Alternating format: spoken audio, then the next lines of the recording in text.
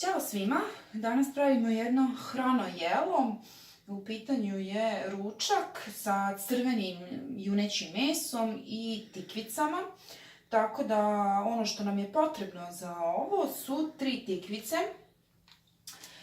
Od začina imamo crnog bibera, kalijumova ili himalajska so, maslinovo ulje, pola kilograma crvenog mesa, junećeg u ovom slučaju, 2-3 čena belog luka i jedna glavica crvenog ili crnog luka, kao i čaša paradajz sosa.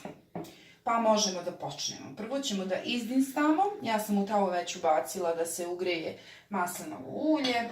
Izdinstamo prvo crveni luk.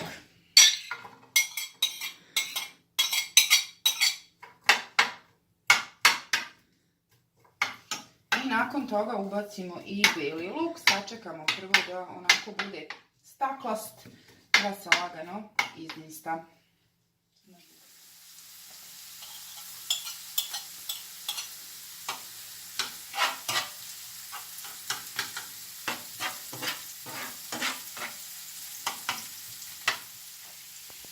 Dok se luk dinsta, mi ćemo da pripremimo tikvice. Isečemo ih ovako po dužini.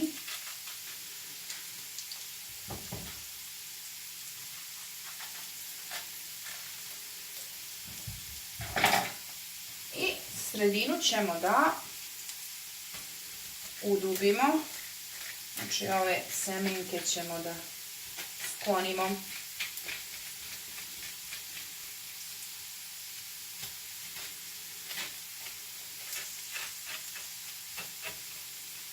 Svaku tikvicu, znači ovako, malo udubimo i napravimo prostora, jer ćemo tu da ubacimo mleveno meso.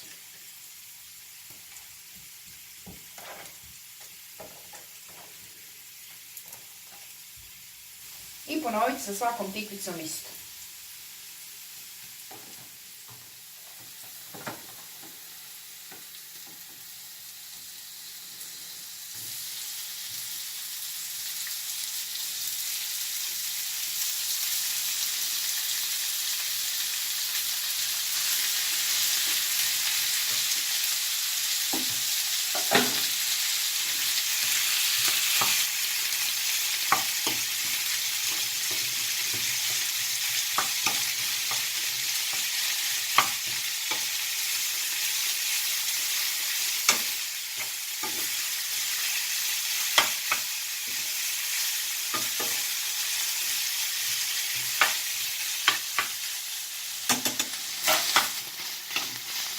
Meso je skoro prženo, još koji minut, pošto nećemo da ga dinstamo previše jer će ići u rernu i tu će biti još neki 20 minuta.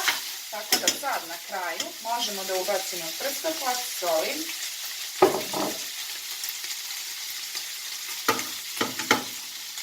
malo bibera, pomešamo.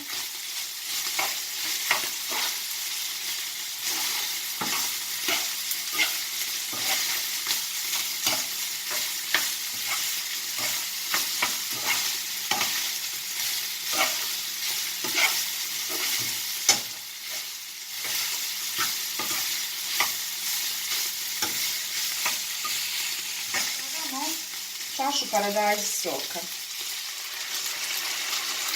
Ostavimo tako još jedno 3-4 minute i isključimo ringlu, a uključimo rernu na 200 stepeni.